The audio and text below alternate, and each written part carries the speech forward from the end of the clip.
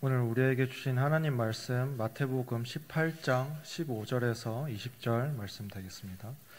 마태복음 18장 15절에서 20절 말씀 봉독해 드리겠습니다. 내 형제가 죄를 범하거든 가서 너와 그 사람과만 상대하여 권고하라. 만일 들으면 내가 내 형제를 얻은 것이요 만일 듣지 않거든 한두 사람을 데리고 가서 두세 증인의 입으로 말마다 확증하게 하라. 만일 그들의 말도 듣지 않거든 교회의 말하고 교회의 말도 듣지 않거든 이방인과 세리와 같이 여기라. 진실로 너희에게 이르노니 무엇이든지 너희가 땅에서 매면 하늘에서도 매일 것이요 무엇이든지 땅에서 풀면 하늘에서도 풀리리라. 진실로 다시 너희에게 이르노니 너희 중에 두 사람이 땅에서 합심하여 무엇이든지 구하면 하늘에 계신 내 아버지께서 그들을 위하여 이루게 하시리라. 두세 사람이 내 이름으로 모인 곳에는 나도 그들 중에 있느니라. 아멘. 이는 하나님의 말씀입니다. 하나님께 감사합니다. 오늘은 교회력으로 창조절 세 번째 주일이고 또 우리 교단 한국기독교 장로회 총회가 제정한 남신도의 주일 예배를 드리고 있습니다. 오늘 예배에 참여한 여러분 모두에게 하나님 나라의 영성이 충만하시기를 주의 이름으로 축원을 드립니다. 여러분들 출석하고 있는 우리 청주제일교회 한국에는 수많은 교단들이 있지요. 그 중에 장로 교단이 우리나라 개신교회의 거의 80%를 점하고 있는데 그 중에 우리 교단의 이름은 한국기독교 장로회입니다. 영어로 표기해서 약자로 표기하면은 PROK 그렇게 약자로 표기를 합니다. 그러니까 Republic of Korea 그 앞에 프레스비테리언 그 PROK예요. 한국의 대표적인 교단은 한국기독교 장로회예요. 그래서 PROK니까. 여러분 비행기를 타시면은 비행기 운항하는데 필요한 기본적인 조건들이 굉장히 많지요. 비행기가 있어야 되고 또 뭐 기계를 다루는 또 뭐 수리하고 점검하는 그런 사람들도 있고 또 당연히 승객이 있어야만이 비행기가 운행을 하지요. 뿐만 아니라 외국 가면은 비행기 기내식이 저는 그렇게 맛이 없는데도 기내식에 대한 기대들이 참 많더라고요. 그런데 아무 이런 조건들이 다 갖추어져 있어도 누가 없으면 비행기가 못 뜬다? 기장이 없으면 못 뜨는 거예요. 우리 한국 기독교 장로회를 약자로 뭐라고 부르느냐? 기장 그렇게 불러요. 기장. 한국 기독교 장로회. 그걸 약자로 기장 그렇게 부르는 거예요. PROK. 그러니까 한국교회 수많은 교단들이 모두 다가 자랑스러운 위상들을 가지고 있음을 저는 교단의 증경 총회장으로서 인정을 충분히 합니다. 모두 다 제 역할들을 잘 감당하지요. 그런 중에서도 PROK 우리 한국기독교 장로회는 그 중에서도 바른 신앙, 바른 신학, 바른 교회를 위해서 그리고 세상에서 바른 그리스도인들의 삶을 위하여 무던히 고난도 받고 질곡 속에서 그 역사를 1953년도부터 지금까지 70년 동안을 이어오고 있는 교단입니다. 저는 기장 목사이기 때문에 또 총회장을 지낸 사람이라서 그런 게 아니라 이런 기본적인 정신을 생각해 볼 때에 자랑스러운 교단이다라고 하는 것을 생각을 해 봅니다. 바로 이 기장교회, 한국기독교 장로회 청주제일교회의 남신도회라고 하는 지체가 있습니다.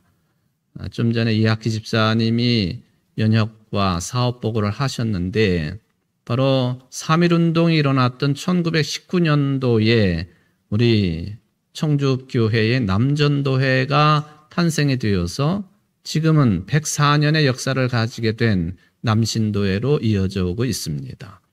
다음 달 11월 둘째 주일 교회 창립 119주년이기도 하지만 남신도회 창립 104주년 주일이기도 합니다. 자랑스러운 우리 남신도의 신앙의 역사를 오늘 잘 기억하면서 또 우리 교단의 한 지체로서의 교회의 남신도회이기 때문에 전국의 남신도회 활동도 함께 기억하면서 예배를 드리는 여러분들 되시기를 바랍니다. 언젠가 이 노래를 함께 부른 적이 있는 것으로 저도 기억이 되는데 우리 교단이 어떤 성격의 교단인가 하는 것을 교단과 가사를 우리가 새겨보면은 금방 확인할 수 있습니다. 그래서 저는 오늘 이 시간 찬송은 아니지만은 우리 청주 제일교회가를 만들어주신 김정준 목사님이 가사를 만드시고 또 우리 청주 제일교회가를 작곡을 해주신 나운영 장로님이 작곡을 하신 한국기독교 장로회가가 있습니다. 한번 1절과 3절만 한번 신나게 한번 불러보고 본문 말씀에 좀 들어가 보도록 하겠습니다.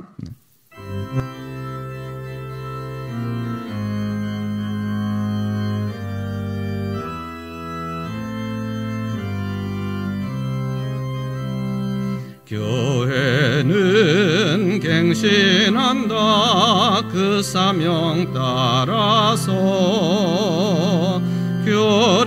교리와 전통만을 높이는 그곳에 진리가 포로되어 신음하고 있다.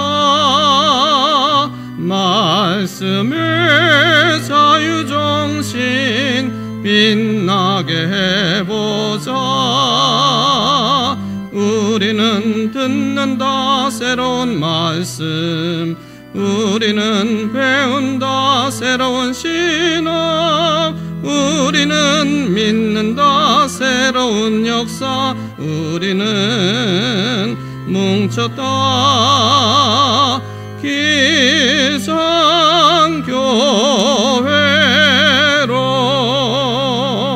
교회는 생동한다 성령에 이끌려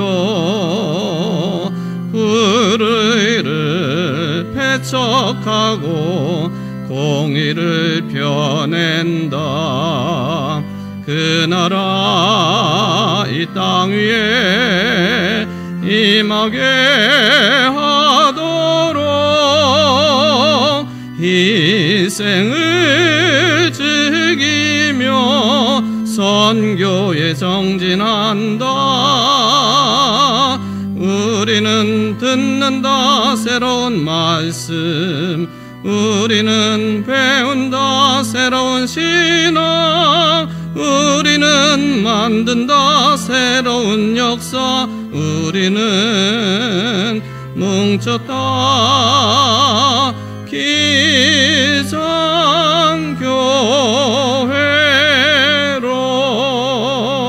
기성교회로. 좋죠? 가사가 참 좋습니다. 교회는 무엇일까? 무엇하는 것인가? 교회는 기본적으로는요, 예수님을 그리스도로 신앙 고백하는 사람들의 모임이 교회입니다. 그러므로 교회는 그 자체에 이미 공동체성을 크게 가지고 있다. 세상의 그 어떤 모임보다도 강한 공동체성을 가지고 있다 하는 것을 확인을 해볼 수가 있겠습니다. 우리가 이 점을, 즉 여러분들이 교회를 통한 신앙생활은 물론 개인이 출석하면서 이루어지기 시작하지만 그러나 그 정신은 신앙인들의 공동체성이 교회의 기본으로 배태되어 있다 하는 것을 늘 기억하시면서 교회 생활을 이루어가는 여러분들 되시기를 간절히 바라겠습니다.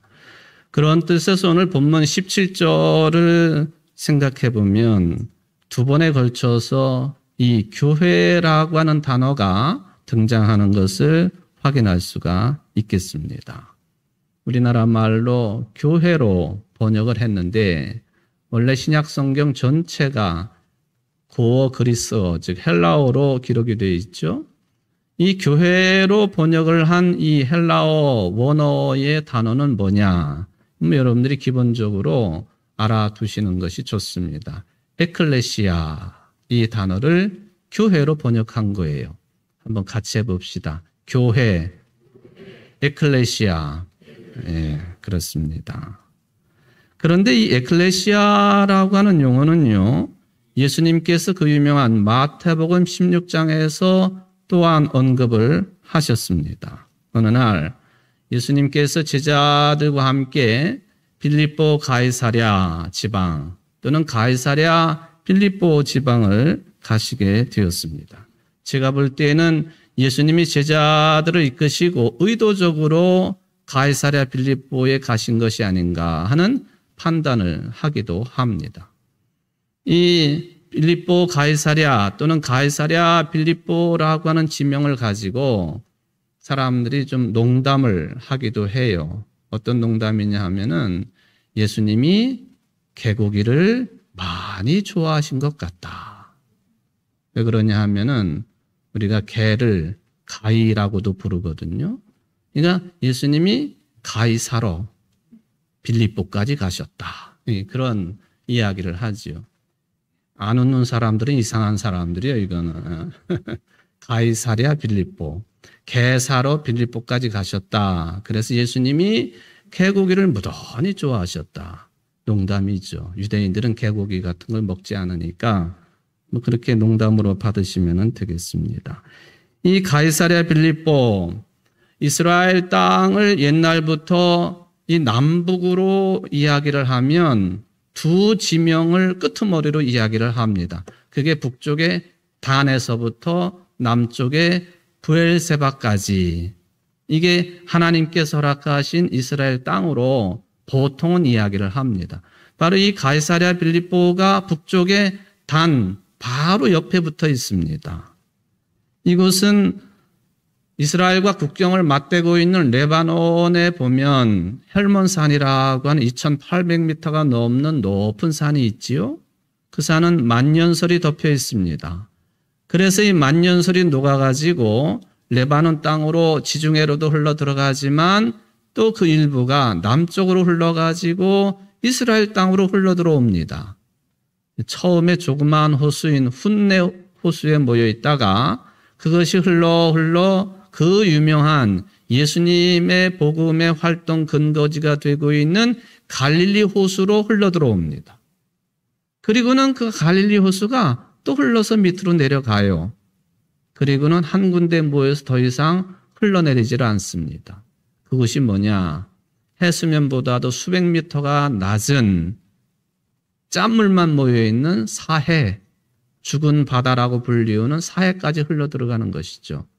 그리고는 그 물줄기를 흔히 성경에서는 요단강이라고 부르는 거예요. 그 요단강을 중심으로 사우디아라비아가 있는 동쪽을 요르단 동편, 그리고 예루살렘이나 지중해 쪽을 요르단 서편이라 그렇게 부르고 있는 것이죠. 바로 가이사랴 빌립보가 그 헤르몬산에서 흘러내려오는 물줄기, 그 물줄기를 받아가지고 아주 물이 풍성한 지역입니다. 그리고는 산 지형들이 이 물줄기 때문에 많은 동굴들을 형성하고 있는 지역이에요. 2020년도에 그곳에 방문을 했던 성도님들은 기억을 되살려 볼 수가 있습니다.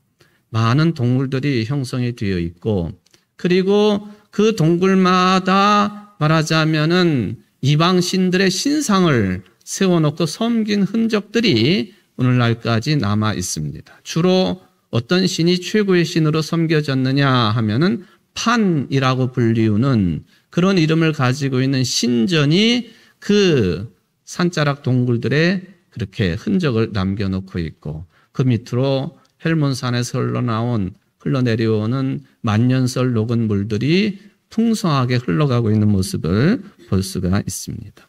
이곳은 가이사랴라고 하는 이름이 붙어 있기 때문에 로마의 황제인 카이사르를 기념하는 도시예요.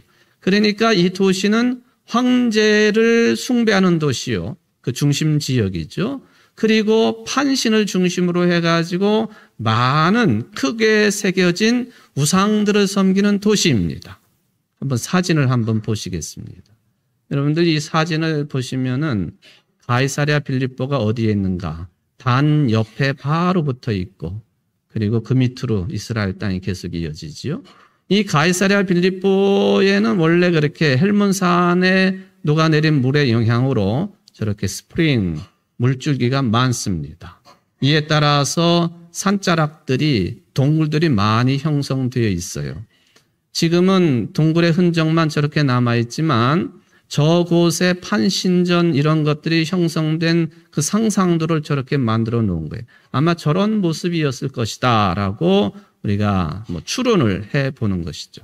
자, 황제를 기념한 도시, 그리고 판신을 비롯해가지고 많은 우상숭배가 이루어진 도시를 배경으로 예수님이 제자들에게 묻습니다. 세상 사람들이 나를 누구라고 하더냐? 더러는 말하자면 예수님에게 세례를 베풀었던 세례자 요한이라고 하는 사람들도 있습니다. 또는 구약시대 때 가장 유명한 선지자였던 엘리야라고 하는 사람들도 있습니다. 그리고 예레미야나 예언자들 중에 한 분이라고 이야기하는 사람들도 있습니다. 예수님은 이 답변도 소중하게 여기셨겠지만은 이 답변은 별 안중에 두지를 않습니다. 그 다음 물으십니다. 그렇다면 내가 뽑아 세운 제자들인 너희들은 나를 누구라고 생각하고 있느냐 하고 묻습니다. 이 질문이 핵심적인 질문이에요. 그것도 로마 황제를 기념하는 도시를 배경으로 두고, 그리고 판신전을 비롯한 우상숭배가 가득한 그런 그 조형물들을 두고 제자들에게 묻습니다. 너희들은 나를 누구라고 하느냐? 당시에 로마 사람들은 로마 황제를 큐리우스, 주님이라고 불러야 됐습니다. 당연히 판신을 비롯한 여러 잡신들도 주라고 부르고 있었죠. 예수님이 그걸 아시고 너희들의 큐리우스 주는 누구냐? 로마 황제냐? 아니면 저런 잡신들이냐? 너희들은 도대체 나를 누구라고 알고 있느냐? 아주 강력한 질문이었습니다. 이 질문을 듣고는 12명의 제자들 가운데 수제자이기도 하지만 성격으로 보면 성격이 급한 바요나 시몬이라고 하는 사람이 이렇게 답을 합니다. 주는 그리스도시요 살아계신 하나님의 아들이십니다. 우리에게 주는 로마 황제도 아니고 판신도 아니고 다른 잡신들도 아니고 우리의 주는, 나의 주는 당신 그리스도이십니다. 그리고 당신 그리스도는 신적인 존재이실 뿐만 아니라 살아계신 하나님의 아들이십니다. 신이시기도 하시고 인간이시기도 하신 분, 우리를 구원하시기 위해서 하나님이셨지만은 사람의 몸을 입고 말씀으로 이 땅에 오신 당신이 나의 그리스도요 우리 제자군의 그리스도이십니다 하고 답변했어요. 예수님이 얼마나 기뻐하셨는지 몰라요. 그냥 기뻐하셔서 그냥 웃으신 게 아니라 그 다음에 이런 말씀을 하십니다. 시몬 바요나야, 너는 복이 있다. 너에게 이것을 알려주신 분은 사람이 아니라 하늘에 계신 나의 아버지시다. 나도 너에게 말한다. 너는 앞으로 베드로다. 나는 이 반석 위에다가 내 교회를 세우겠다. 죽음의 문들이 그것을 이기지 못할 것이다. 내가 너에게 하늘나라의 열쇠를 주겠다. 네가 무엇이든지 땅에서 매면 하늘에서도 매일 것이요 땅에서 풀면 하늘에서도 풀릴 것이다. 마태복음 16장 17절부터 19절까지의 말씀입니다. 자, 베드로 즉 바요나 시몬의 이 위대한 신앙 고백을 들으시고 바요나 시몬에게 새로운 이름을 주셨어요. 베드로, 피터라고 하는 이름. 프랑스 말로 말하면 피에로예요, 피에로. 베드로의 이름이 탄생을 합니다. 베드로의 이름의 뜻은 반석입니다. 그리고는 이 베드로라고 하는 반석이라고 하는 이름을 지어주시고는 예수님이 말씀하시기를 내가 이 반석 위에 내 교회를 세우겠다라고 말씀하셨어요. 다른 사람들은 베드로 위에다가 예수님의 교회를 세우시겠다는 말씀이시구나 하고 오해를 하기도 합니다만은 어떤 사람, 어떤 개인을 의지해가지고 교회를 세우는 게 아니에요. 베드로라고 한 사람이 했던 신앙 고백 위에 예수님께서 내 교회를 세우겠다고 하신 거예요. 그 신앙 고백이 무엇입니까? 다시 확인합니다.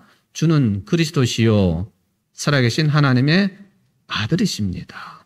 이 신앙 고백 위에 예수님께서 당신의 몸인 교회를 세우겠다고 말씀하신 거죠.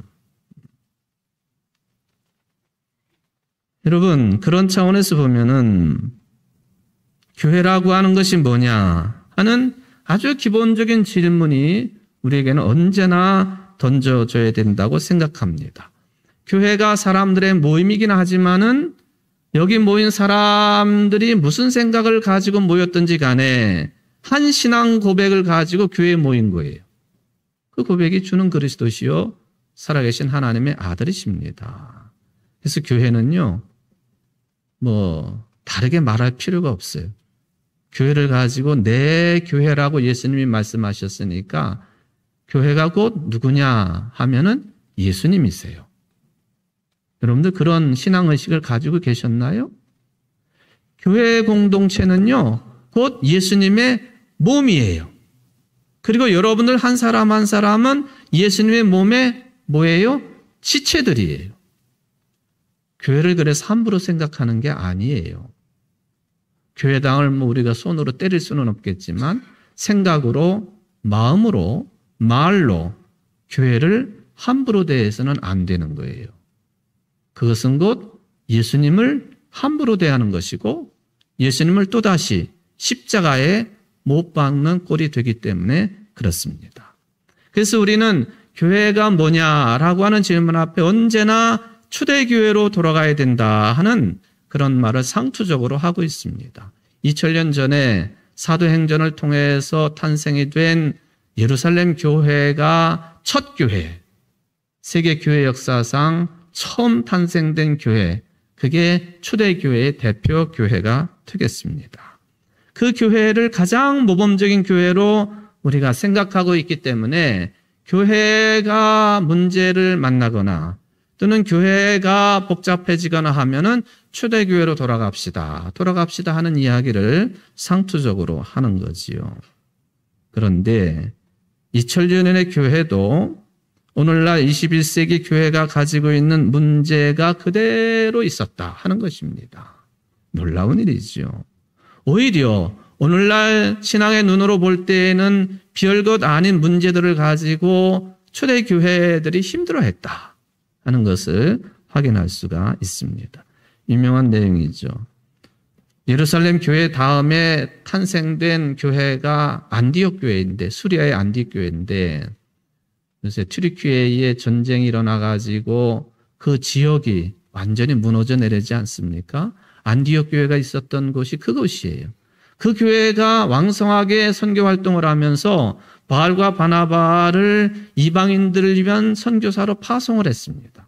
그때에 바울과 바나바뿐만 아니라 바나바의 조카로 알려져 있는 마가의 다락방의 아들인 마가 요한이 통행을 합니다. 부잣집 아들이지요. 부족한 것 없이 자랐던 마가였습니다.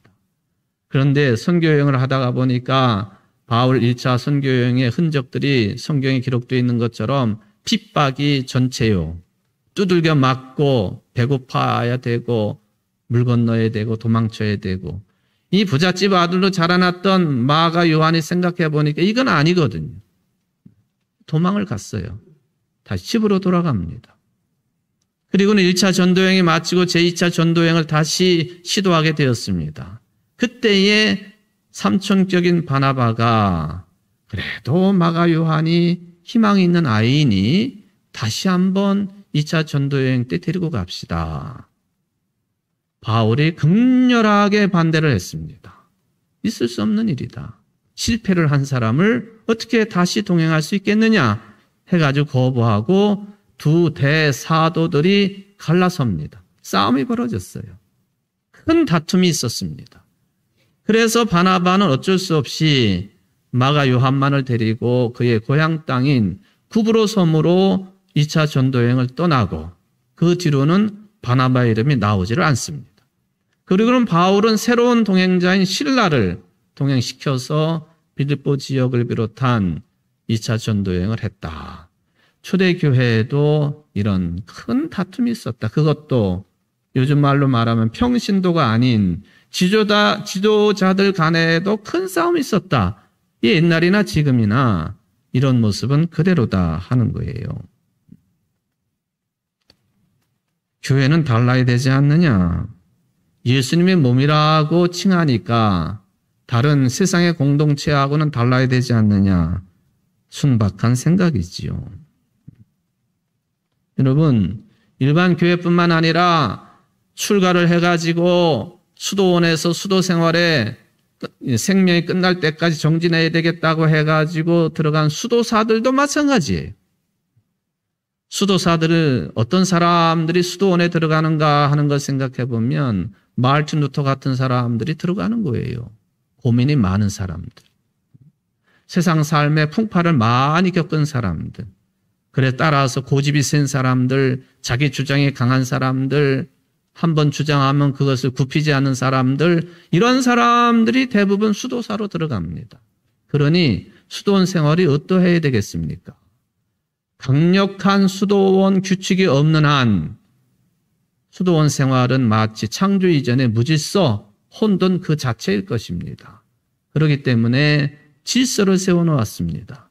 수도원장, 대수도원장이 그런 것들을 컨트롤합니다. 바로 이 수도원장을 부를 때 뭐라고 부르느냐? 아바스라고 불러요. 아바스. 이 아바스라고 하는 칭호는 아람어에서 온 거죠. 그러니까 고대 히브리어와 비슷한 그 아람어에서 온 말이에요. 달리다 쿰 이런 말이 아람어 아닙니까? 아바스. 그 뜻이 뭐냐? 아빠라는 말이에요. 아빠. 우리가 흔히 아버지를 아빠라고 부르는데 그 아빠예요.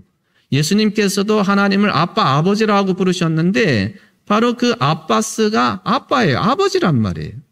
수도원장을 나를 낳아준 분은 아니지만은 아버지로 존경하며 생활해야만이 수도원 생활이 질서가 잡힌다. 아바스라고 불러요. 수도원 생활도 마찬가지예요. 어쨌든 지상의 모든 교회 공동체는 이런 아픔을 겪을 수밖에 없는, 상처가 없을 수 없는 그런 생활을 이어가고 있다. 이걸 우리는 현실적으로 인정을 합니다. 그래서 신학자들이 교회를 말할 때 보통 두 가지 교회를 분류를 합니다. 하나는 보이는 교회, 다른 하나는 보이지 않는 교회입니다. 보이는 교회는 지상의 교회요, 보이지 않는 교회는 천상의 교회요, 보이는 교회는 구체적인 역사에 있는 교회요, 보이지 않는 교회는 역사를 초월하는 교회요, 보이는 교회는 전투 중인 상처를 입은 교회요, 보이지 않는 교회는 이미 승리한 완전한 교회라. 그런 개념입니다. 그런 차원에서 보면은 여러분들이 출석하고 있는 청주 제1교회는 보이는 교회입니까? 보이지 않는 교회입니까? 보이는 교회예요. 부족한 사람들이 모인 교회요. 상처가 있을 수밖에 없는 교회요. 흔적이 있을 수밖에 없는 거예요. 그런 한계가 있습니다. 우리 교회는 언제나 정결하고 깨끗하고 문제가 없고 사랑만이 차고 넘치고 어떤 경우에도 흔들리지 않는 교회이기를 바라는 게 인지상정이지만 착각입니다. 여러분, 세상에 어떤 교회를 찾아가 보십시오. 천상의 교회, 보이지 않는 교회로서 성격을 가지고 있는 교회는 단 한 군데도 없다는 거예요. 그래서 보이는 교회가 건강할 때도 있지만 건강을 잃을 때도 있습니다. 세상으로부터 인정을 받을 때도 있지만 조롱받을 때도 있습니다. 그래서 오늘 본문 말씀에 보면은 말썽을 피우는 형제 이야기가 그래서 나옵니다. 여전히 그런 차원에서 교회는 이 세상에서 위로를 받아야 되고 온전한 구원을 지향을 해야 됩니다. 물론 이미 구원받은 사람들의 모임이 교회 공동체입니다마는 교만하지 않고 온전한 구원을 지향하는 사람들의 신앙 공동체 모임. 그래서 교회 생활은, 신앙 생활은 극도로 겸손해야 됩니다. 늘 하나님 앞에서 진심으로 겸손하게 엎드려 예배하는 자가 되어야 됩니다. 예배에 엎드려 절하는 것 아닙니까? 불교에서 3번 발자국을 띄고 또한 한 번 절하는 오체투지를 하는 것처럼 그런 정신으로 우리는 교되고 신앙생활에 임해야 된다 하는 말씀이에요. 오체투지, 우리 신체에 5군데의 몸을 투지, 땅에다 대면서 삼보일배하듯이 가는 거예요. 요즘에는 불교인들뿐만 아니라 기독교 목사님들도 신부님들도 천주교 신부님들도 오체투지로 각성을 요청하고 그리고 세상의 개혁을 요청하는 경우가 참 많이 있습니다. 오체, 몸의 5군데가 어디일까요? 어디예요, 여러분? 이마, 양손, 그리고 양발인데 그것보다도 양무릎이에요. 그러니까 이마와 양손과 양무릎을 땅에 엎드릴 때 반드시 땅에 대고 그리고 엎드려 예배하든지 기도하든지 하는 게 오체투지다. 그런 이야기죠. 그런 차원에서 보면은 이렇게 우리가 굉장히 노력을 하고 애써야 되는 게 교회 생활이고 신앙생활인데 오늘 본문에 보면은 이런 지상의 교회에서 어떤 일이 벌어질 수 있는가 하는 것을 말씀했어요. 네 형제가 죄를 범하거든 가서 너와 그 사람과만 상대하여 권고하라. 만일 들으면 네가 네 형제를 얻을 것이다. 어떤 교인이 말썽을 일으켰어요. 그럴 때에는 처음부터 떠들어대지 말라는 거예요. 교회 공동체 안에 공론화시키지 말라는 거예요. 사람이 찾아가 가지고 권고하라는 겁니다. 신앙적인 권면. 만약에 어떤 교인이 권면을 했는데 그 사람이 받아들이지 않으면 그때서야 다음 단계로 넘어가라 하는 것입니다. 그 다음 단계 혼자 말고 두세 사람을 증인으로 삼아가지고 가서 권고하라. 그래도 듣지 않으면 마지막 단계 교회 공동체에 알리라. 그 문제를 공개하라 하는 그런 말씀입니다. 그래서 만약에 교회 공동체의 권고를 받으면 그 교인이 그 상황을 심각하게 받아들여서 생각을 바꾸고 회개하면 그 사람을 얻는 사람이에요. 어떤 사람이죠. 그런데 끝까지 자기가 옳다고 주장하고 고집을 꺾지 않을 수도 있습니다. 그 얘기는 뭐냐? 개인이 권면하고 두세 사람이 권면하고 교회 공동체가 권면해도 듣지 않는다고 하는 것은 주님의 몸인 교회의 총회의 결정을 거부하는 거예요.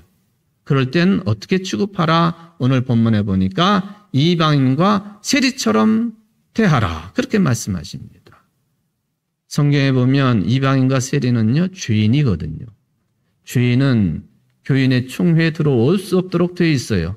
유대교의 율법의 정신도 마찬가지입니다. 이방인과 죄인처럼 세리처럼 대하라. 죄인이다. 요즘 말로 말하면 교회 권징조례 헌법 명칭으로 말하면 출교라 하는 거예요. 출교. 무서운 이야기죠. 교회에서 나가는 거예요. 교인으로 인정 안 하는 거예요. 세례를 받은 사람이라도 세례교인으로 인정을 안 합니다. 성찬을 받을 수 없습니다. 교회 정식 구성원이 될 수 없어요. 바깥 사람이. 말하자면 마귀에게 던져진 존재가 되도록 한다 하는 게 교회 공동체의 권면까지 듣지 않을 때 나올 수 있는 그런 내용이지요. 교회가 그럴 수도 있다는 거예요. 제가 최근에 다시 구입을 해가지고 읽는 책 제목이 기계 속의 악마라고 하는 제목의 책이에요. 폴 데이비스라고 하는 분이 지은 책인데 이분은 생명이란 뭐냐 하는 문제에 천착을 합니다. 그러면서 질문을 해요. 우리의 생명이 어떻게 물질 속에 들어갈 수 있겠는가? 예를 들면 여러분들 각자가 생명의 삶을 살아가잖아요. 그런데 이 생명이 제한적이고 유한하고 죽을 수밖에 없는 육체 속에 들어있는 거예요. 그러니까 여러분들의 몸이 없으면요, 생명도 없고 영혼도 없는 거예요. 이 폴 데이비스가 어떻게 생명이 물질 속에 들어갈 수 있느냐. 그 생명이 깃들어져 있는 그 속에 악마가 존재하고 있다. 기계 속의 악마라고 하는 그런 제목을 붙였습니다. 말하자면 교회는 좋은 것이어야 되고 거룩해야 되고 세상에서 벌어지고 있는 여러 문제들이 생기지 말아야 된다고 생각합니다마는 기계 속에도 악마 역할이 존재하는 것처럼 교회 내에도 이런 여러 가지 문제들이 공존하고 있다 하는 그런 이야기가 되겠습니다. 그러면서 오늘 아주 특별한 표현이 있는데 이미 마태복음 16장 19절에 예수님께서 베드로를 칭찬하신 말씀이 그대로 반복됩니다. 진실로 너에게 이르노니 무엇이든지 너희가 땅에서 매면 하늘에서도 매일 것이요 무엇이든지 땅에서 풀면 하늘에서도 풀리리라.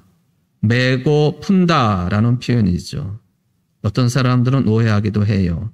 말하자면 교회 공동체 전체에게 주신 말씀이니까 교회 공동체 전체가 결정하면 무조건 선하고 옳다? 그건 아니에요. 얼마든지 잘못될 수 있어요. 잘못된 지도자 담임 목사 때문에 교회가 이상한 대로 흘러갈 수 있어요? 장로님들 당회가 이상한 결정을 하면 교회가 이상한 대로 갑니다. 공동의회에서 교인들이 이상한 결정을 하면 그 교회는 이상한 대로 흘러갈 수밖에 없어요. 그걸 말하는 건 아니에요. 매고 푼다라고 하는 말은요, 교회가 점차적으로 어떤 결론을 맺어갈 때 그 과정이 하나님의 뜻에 합당한 것이냐, 주님의 뜻에 맞는 것이냐, 부합하는 것이냐, 그거에 대한 강조입니다. 오해하지 말아야 됩니다. 그러므로 우리 교회의 모든 결정의 과정은 예수님께서 우리 모든 죄인들인 인간을 사랑하신 것 같은 온전한 사랑에 근거해야지 어떤 사람이 문제를 일으켰다고 해가지고 민폐를 끼치는 사람 속 시원하게 처리했다. 그런 식이면 안 되는 거예요. 그렇기 때문에 우리가 이런 경우를 당한다면은 교회 공동체의 결정이 하나님의 뜻이었기를 또 하나님의 뜻대로 주님의 정신대로 진행되고 준비되고 결론 맺기를 기도하고 행해야 되는 거예요. 그게 온전한 교회 공동체가 되겠습니다. 그런데 참 불행스럽게도 개인의 감정이 개입이 되고 또 지난 역사들이 이상하게 거기에 적용이 되고 바른 결정을 내리지 못하는 경우가 타수가 있다 하는 안타까움이 있습니다. 마르틴 루터가 1517년에 종교개혁을 시작하면서 종교개혁하면서 이제 새로운 모임들이 탄생이 돼야 되는데 모임은 탄생되었지만은 모집 장소는 기존의 가톨릭 성당을 사용할 수밖에 없었습니다. 그러다가 개신교회, 개혁교회 신앙 정신에 따라서 처음으로 예배당을 마르틴 루터가 직접 설계에도 참여하고 건축에도 참여하고 하면서 예배당을 지었습니다. 그게 1544년 10월 5일 헌당을 한 독일에 있는 토르가우 예배당이 그것입니다. 지난번 종교개혁 성지순례 때도 이것을 방문했지만 문지기가 없어가지고 들어가 보지를 못했어요. 여러분, 교회당에 여러 특징이 있지만 벽면에 붙어있는 설교대의 세 군데 부조가 바로 개신교의 신앙을 그대로 드러냅니다. 첫 번째, 제단을 향한 부조입니다. 현장에서 간음을 하다 잡혀온 여인을 돌로 쳐 죽이려고 하는 그 무서운 상황 속에서 예수님은 무언가 땅에다가 그저기면서 글을 쓰고 계셔요. 교회의 강단에서는 무엇이 선포되어야 되느냐? 은혜의 용서의 말씀이 선포되어야 된다. 그 개념이에요. 가운데 부조입니다. 예수님께서 12살쯤 되었을 때 부모와 함께 유월절 지키려고 예루살렘 성전을 방문을 했다가 따로 떨어져서 성전에 있는 종교 지도자들과 질문하고 답변을 하는 이미 메시아로서의 모습을 보여주는 장면이 부조로 되어 있습니다. 저때 예수님의 손에는 성경책이 들려 있어요. 교회는 무엇하는 것이냐? 복음의 말씀, 생명의 말씀이 선포되는 곳이다. 말씀의 은혜가 있는 곳. 세 번째 부조입니다. 저 부조는 중위층에서 앉아 예배를 드리고 있는 사람들이 볼 수 있도록 되어 있습니다. 중위층에는 어떤 사람들이 앉아 있었느냐? 1층에는 평민들이 앉아 있고 권력을 가진 사람들, 힘을 가진 사람들, 교회를 건축할 때 헌금을 많이 하는 사람들이 중위층에 앉아 있었어요. 그 부조는 무엇입니까? 예수님이 예루살렘 성에 입성을 하셨을 때 성전에 들어가시 처음 하신 일이 채찍을 들고 환전상들을 다 뒤집어 엎으시고 그리고 재물을 돈 주고 팔고 사는 사람들의 상을 다 뒤집어 엎으시고 쫓아내셨습니다. 내 집은 만민이 기도하는 집이지 무슨 돈 가지고 권력 가지고 교회를 이루느냐? 하나님의 집을 이루느냐? 그건 아니다. 교회는 오로지 믿음으로만 지탱되고 운영되는 것이다. 주는 그리스도시요 살아계신 하나님의 아들이십니다. 라는 이 믿음으로 교회는 시작됐고 교회는 그렇게 운영되어야 된다. 오직 믿음으로만, 오직 말씀으로만, 오직 은총으로만 이라고 하는 종교개혁의 3대 모토가 설교대의 세 군데 부조가 되어 있는 거예요. 용서의 말씀, 말씀으로만, 용서의 은혜가, 그리고 믿음의 은혜가, 진실로 다시 너희에게 이르노니 너희 중에 두 사람이 땅에서 합심하여 무엇이든지 구하면 하늘에 계신 내 아버지께서 그들을 위하여 이루게 하시리라. 오늘 설교가 좀 길게 진행이 되면 양해해 주시기를 바랍니다. 어쨌든 이런 여러 가지 말씀의 키워드가 관통하는 키워드가 있는데 그게 뭐냐면은 교회의 공동체성입니다. 교회 공동체성. 에클레시아가 그런 뜻이다 하는 거예요. 불러 모아가지고 이루어진 공동체. 이게 옛날의 교회도 마찬가지고 지금의 교회도 마찬가지다. 우리가 아무리 코로나 기간을 맞이하고 어떤 경우를 맞이해도 이 교회의 공동체성을 절대로 잊어서는 안 되겠습니다. 바울은 이것을 고린도서 12장에서 다루었습니다. 몸은 하나인데 많은 지체가 있고 몸에 지체가 많으나 한 몸인 것 같이 그리스도도 그러하니라. 지체끼리의 배척은 있을 수 없다. 약한 지체가 오히려 요긴하다 하는 그 말씀이 되겠습니다. 바로 이 교회는 공동체성을 가지고 어떤 길을 가느냐? 도반의 삶을 사는 거예요. 도반, 길도자에다가 친구 반. 복음을 중심으로 도반의 길을 가는 공동체. 저는 이 도반 정신을 넘어서는 표현을 씁니다.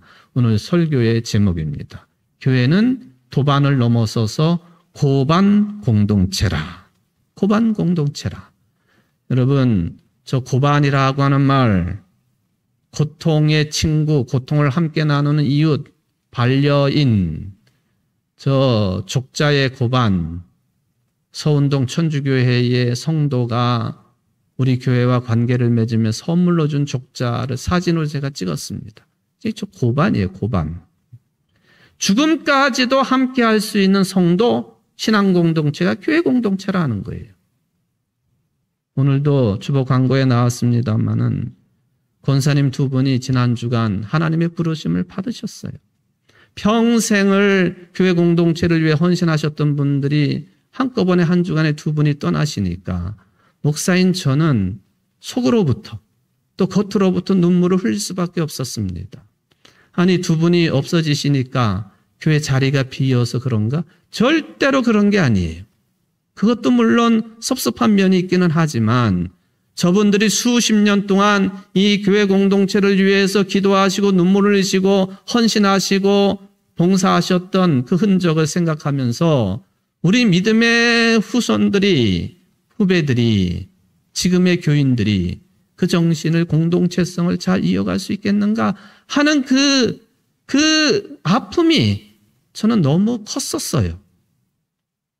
계속 제가 눈물을 흘릴 수밖에 없었습니다. 그런데 두 분을 화장을 하는데 권인숙 권사님 청주 목련원 화장장이 1번부터 8번까지 화구가 쭉 이어져 있죠. 안내 멘트가 5번으로 들어가십시오. 5번 화구를 볼 수 있도록 유족들이 들어갑니다. 저도 보았습니다. 포린스 권사님 몸이 5번 화구 안으로 쑥 들어가서 흙으로 왔으니 흙으로 돌아가고 먼지 티끌로부터 왔으니 그렇게 돌아가는 과정을 보면서 웁니다. 그런데 놀랍게도 우리 황순자 권사님 똑같은 5번 화구로 들어가셨어요. 저는 속으로 깜짝 놀랐습니다. 한 교회의 지체로서의 삶을 산다고 하는 개인의 신앙생활을 넘어서서 도반의 삶을 넘어서서 고반의 삶까지 제가 오늘 설교를 준비하는 이 과정 속에서도 이렇게 영감을 주시니 감사하기도 하고 놀랍기도 하고 너무너무 눈물이 나는 것을 간신히 참았습니다. 5번의 화구, 물론 그 사이에 다른 분들이 거기서 몸이 태워졌겠지만 죽음까지도 공유하시는 두 분 권사님들을 뵈면서 저는 신앙적인 감격, 감동과 더불어서 고반의 삶의 공동체의 삶이라고 하는 게 뭐냐 하는 것을 다시 한번 확인하게 되었습니다. 여러분, 교회 공동체의 삶이라고 하는 것은 복음의 길을 함께 가는 토반을 넘어서서 마치 예수님의 죽으심에 함께 동참을 하고 예수님의 부활하심에 동참을 하는 이 고반의 삶까지도 함께하는 공동체입니다. 기쁠 때 즐거울 때만 우리가 웃고 하는 게 아니에요. 슬프고 아프고 힘들고 병마에 시달리고 물질에 시달리고 자식들 문제 때문에 어려움을 겪고 신앙적인 문제 때문에 힘들고 어려울 때에 같이 권면하고 예수님이 우리를 사랑하신 것처럼 사랑으로 고반의 공동체를 이루어가는 것, 이게 우리 교회가 되어야 되겠다. 모든 교회들의 모범적인 교회가 되어야 된다. 목사의 결단이고 또한 여러분들의 결단 되시기를 주의 이름으로 축원을 드립니다. 기도하십시다. 사랑의 하나님 아버지, 우리가 환난 중에도 즐거워합니다. 왜냐하면 환난은 인내를 낳고 인내는 연단은 소망을 이루기 때문에 기뻐합니다. 우리가 복음의 길을 함께 가는 도반 공동체입니다마는 그걸 넘어서서 아픔도 슬픔도 죽음도 공유하는 고반 공동체로 청주 제1교회가 세워지게 하시고 남신도회가 활동할 수 있도록 축복하여 주옵소서. 예수님의 이름으로 기도하옵나이다. 아멘.